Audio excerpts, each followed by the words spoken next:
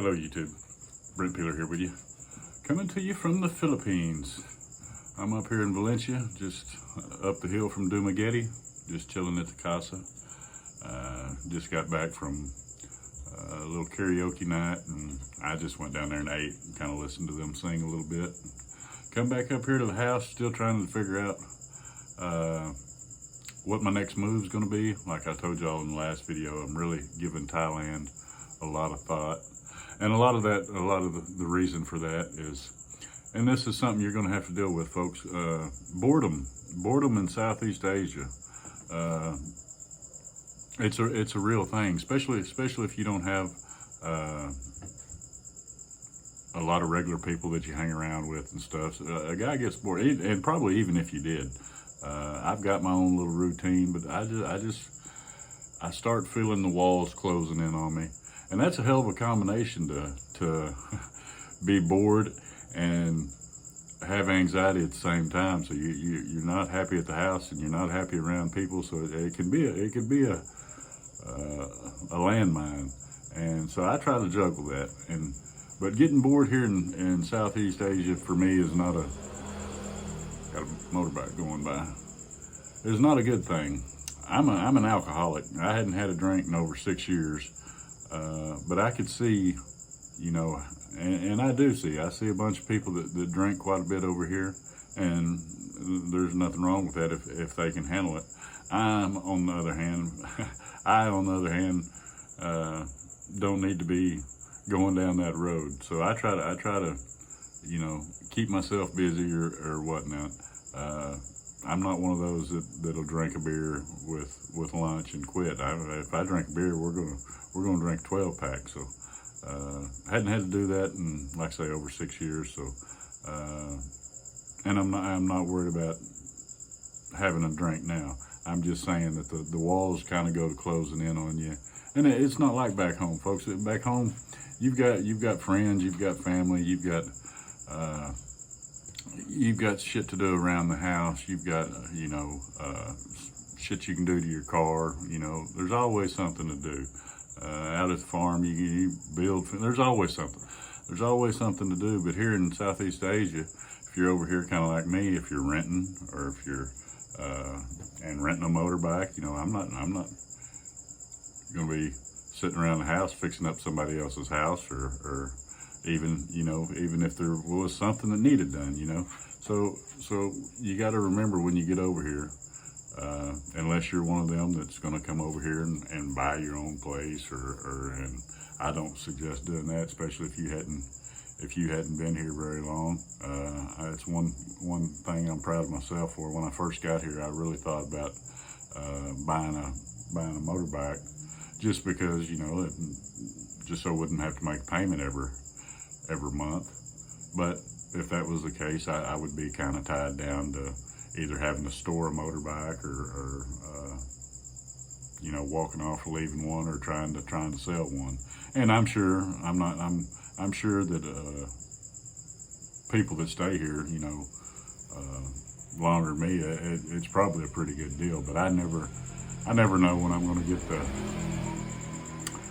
get the urge to want to go somewhere else, and so I kind of held off. I'm glad I didn't. You could probably buy you a cheap motorbike over here, and it would sure enough pay for itself in a hurry. But I'm glad I don't have to worry about it now. Back, you know, when I first got here, I sure enough thought about it, and I'm sure I could have sold it. But one less thing, you know, I don't have to worry about that. You can rent a motorbike from $100 a month to $120 a month, or you know, the sky's the limit. You can do what you want to do.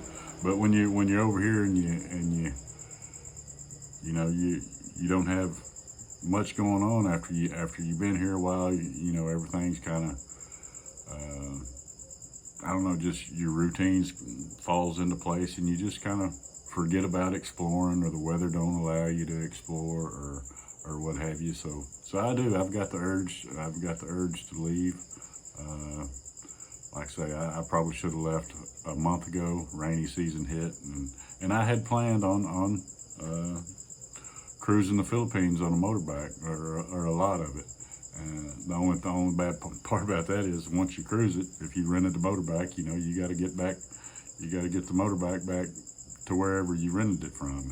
And one of the things why I didn't buy a motorbike is because the paperwork takes so long. So you can buy a motorbike, but you're still not legal to drive it until the paperwork gets in. And I've heard that can take from 2 weeks to 4 months. So who knows? So that was one of the things that kept me from doing it. Now there is some immigration changes going on, and that's really kind of kept me from pulling the trigger on going ahead and leaving. I'm still thinking about doing it. Maybe I've been looking at flights to Thailand, maybe the 15th through the 17th through the 20th, somewhere in there. Somewhere, like I say, my lease is up on the 15th. My motorbike's due on the 15th. I mean, so that'd be a pretty good time for me to get out of here. Like I said, the new immigration laws, I've seen in a bunch of forums or Facebook posts that you know, you can stay up here, you can stay in the Philippines up to 3 years on the little tourist visa. You know, when you get here, they give you 30 days, and then you can extend for 29 days, and then 2 months after that, 2 months at a time. Well, they're starting to ask a whole lot more questions and stuff when people are trying to extend. And I really think it's for those that have been here over 1 year. They're asking them, you know, do they have a Filipino girlfriend or wife, or you know, it sounds like they're wanting everybody to get on the same, quit bypassing these permanent visas or whatever kind of visas that's not the tourist visa, wanting you to kind of get on the, and I don't blame them, get on the right visa. Most people come over here and just re-up their tourist visa. It used to be every 6 months you could do it, but now they've cut that out, and now it's every 2 months. And now they're asking questions every time you go and do it for 2 months. So the paperwork's getting to be more paperwork involved, and they're asking lots of questions. Why are you still here? What are your plans? That type of stuff. Even though it is still legal to stay here up to 3 years without leaving the country, it sounds like they're getting stricter on and I don't know if that would be something in the future that, you know, a guy might get denied when he tries to extend. So that's something to think about, folks. If you get denied, you got to get the hell out of Dodge. You want to make sure you got the money to get somewhere, and I don't think that'd be an issue. You know, there's so many countries and cheap flights out of here, it wouldn't be that big a deal. But something sure enough to think about.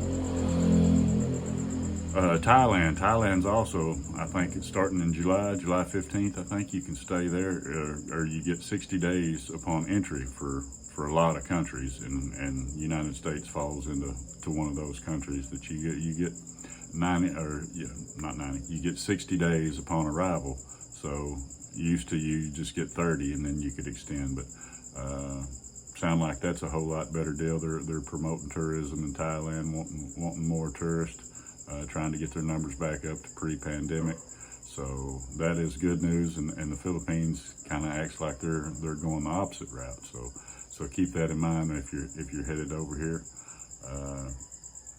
I have been considering Cambodia. It wasn't really on my radar till I made, well, a little bit before I made that last video. Somebody had put Cambodia in my ear, but I just didn't really consider it because I thought it was, I thought it was so third world that, you know, it wouldn't be a place you'd want to stay for 30 days or over a week, or I just didn't know. I didn't know much about it, but I have been watching videos on Phnom Penh and Siem Reap, and they look like two pretty good places to go and chill out or check out, or you know, they got the killing fields. There's a lot of history there with Cambodia and Laos, and of course, you know, it's all connected to the Vietnam War and that sort of stuff, or that's what we call it, the Vietnam War. They call it the American War, but anyway, there's lots of history over there. I got to see a bunch of that firsthand when I was in Vietnam, and it's just I don't know. I never knew I was a history buff till I started till I went to Vietnam and kind of learned more about it. And since then, I've done a bunch of, I wouldn't say reading, but I've watched a lot of documentaries and that kind of stuff, because I'm not much of a reader. I don't like to read it if I can watch it on TV. But yeah, I'm still. I don't know. I've cooled my jets. I've told myself, getting back to being me. I'm not worried about a relationship. If it happened, it would have been fine. Don't look like it's going to. I've met a few really good girls over here. I've met a few snakes too, but I've met here lately. I've met 2 or 3 that would probably be pretty good gals, but I knew it wasn't fair to them if I was gonna up and leave, so I really didn't pursue it. I've been thinking to myself, if it happened and give me a reason to stay, then I would stick around and at least stay for my 6 months, so I could do the bank account and the driver's license and all that stuff. But it's just one of those deals that I reminded myself why I came to Southeast Asia, and when I came, a woman wasn't part of that factor. Kind of got sidetracked, kind of lost my head, started thinking with the wrong head, and you do that, you get y'all know how it is. You just I don't know. I'm human just like everybody else, good company, and everybody wants the fairy tale, and so. But when I come over here, that was the last thing on my mind, and I really enjoyed the Philippines, Vietnam, and then I kind of got tied down or not really tied down. I was up front from the start, wouldn't commit to anything because that was my plan. I was gonna travel around, and then met somebody. Stuff got a little serious, or was getting serious. We called it off. Then the rain hit, and then I got thinking, well, that probably wasn't a very good idea.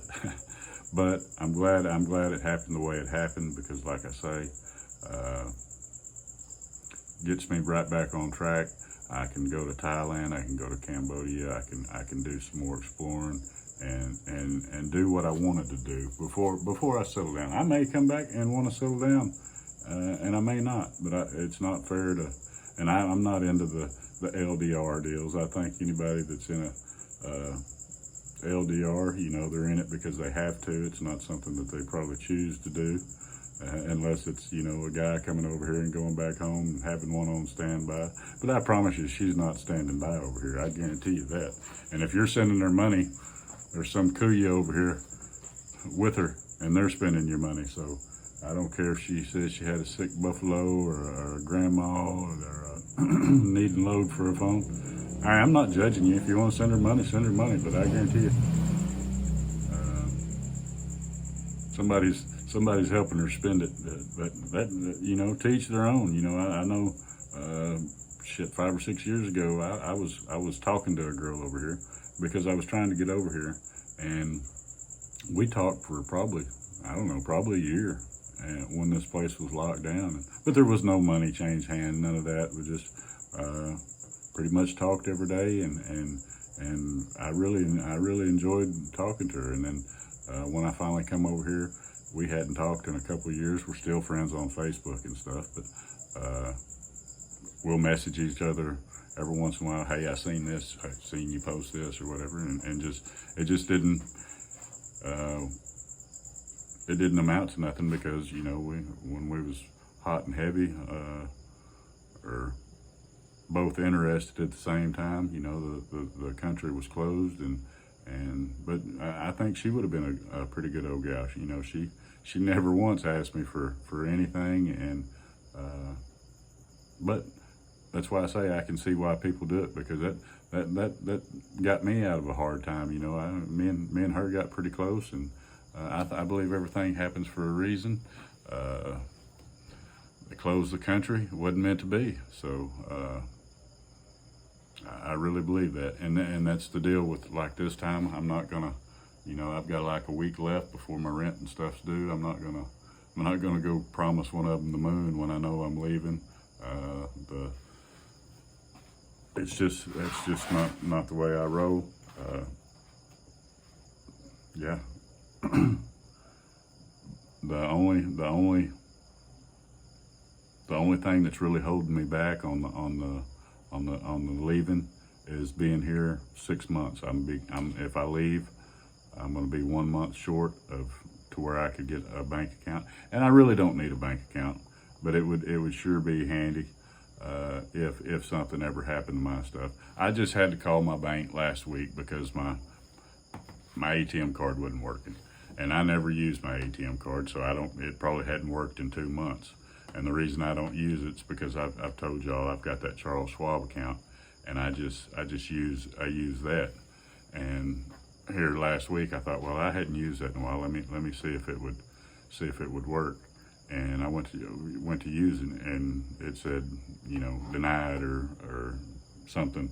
So I got to looking through my banking app, and it wanted to send me a text, a verification code to my cell phone number, my American number. And of course I hadn't had that SIM card in since January. So I had to call my bank and say, hey, and they informed me, said, yeah, that every time they've got a whole list of countries that I told them that I might go to. And they said they're all reactivated, but when you do that, they're only good for 6 months. So after that 6 months run up, my card probably hadn't been working in a couple months. But like I say, I hadn't tried it.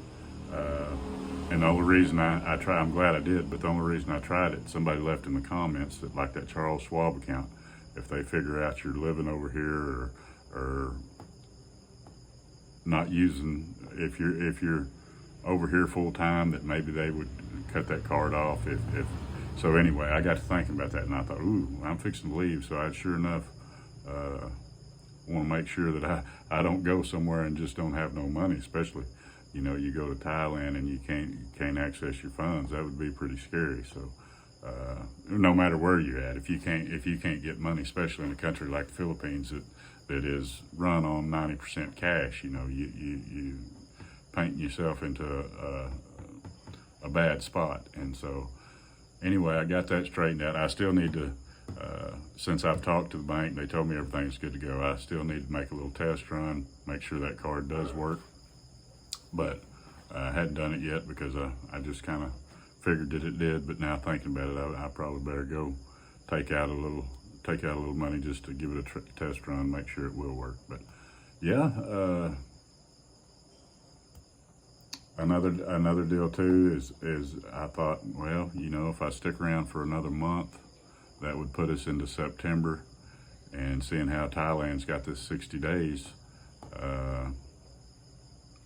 That's another 2 months, plus if I went to Cambodia for a month, that's 3 months. That takes you to January. That would mean I would be over here this time, 1 year.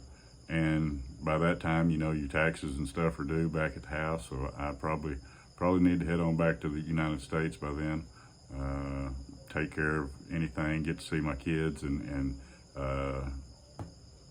just handle business that needs to be handled, and that's another thing.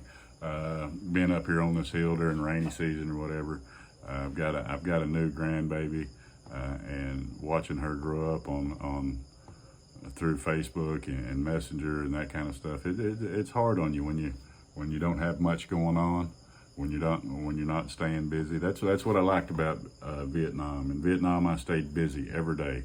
I had something to do. I had a destination to hit. Had to hit it before dark. It was challenging. It kept me challenged. I didn't have to be around people, and it was some of the best memories that I've had over in Southeast Asia or in this part of the world.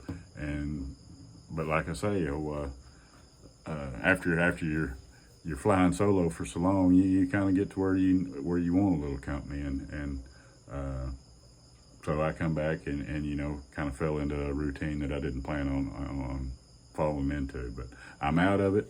I'm out of that routine, and I feel like I escaped. I really do. I feel like you know, I can go on about my business, and we'll go from there. But yeah, I'm gonna get off here, and I'm gonna look at these tickets again. I looked at them before this, and because I thought about booking them before I made this video, so I could tell y'all one way or the other. But the latest route that I have got planned is Cebu to Singapore, and then Singapore to Phuket. Just learned after a year, even being in Thailand, being in Phuket, that I was saying it wrong the whole time. I was saying, yeah, I'd like to go back to Phuket. And somebody asked me, said, why do you call it that? It's Phuket. And I think I was calling it, I can't remember. But anyway, I'd been, and nobody ever told me no different. So hell, I'm just a dumb hillbilly from Oklahoma. So said it like I read it. So anyway, folks, I'm gonna get off here, see if that route still. And that's what I hate about that Sky Scanner, is because you look it up, and once you go back to try to do it again, it knows you've already looked at it, so then it raises the prices. So I kind of fudge the dates every once in a while, and just kind of try to get a roundabout idea how much they cost, and stay off of it, because they'll up them. I've got to where I was going into a booking and had it all the way to swiping your credit card or putting in your credit card information, and you're waiting on it to say approved, and it comes back and says, ooh, that ticket has went up now. And I know it's because they're tracking you on this Google deal, so keep that in mind. Anyway, folks, that's all I've got for now. I've got nearly 2,600 subscribers. Appreciate each and every one of you. If you haven't already, hit that subscribe. I hope you'll follow me through if I go to Thailand. Maybe I can put out some good content, and we'll go from there. Yeah, that's all I got for now, folks. This is Brent's Tripping. Peace.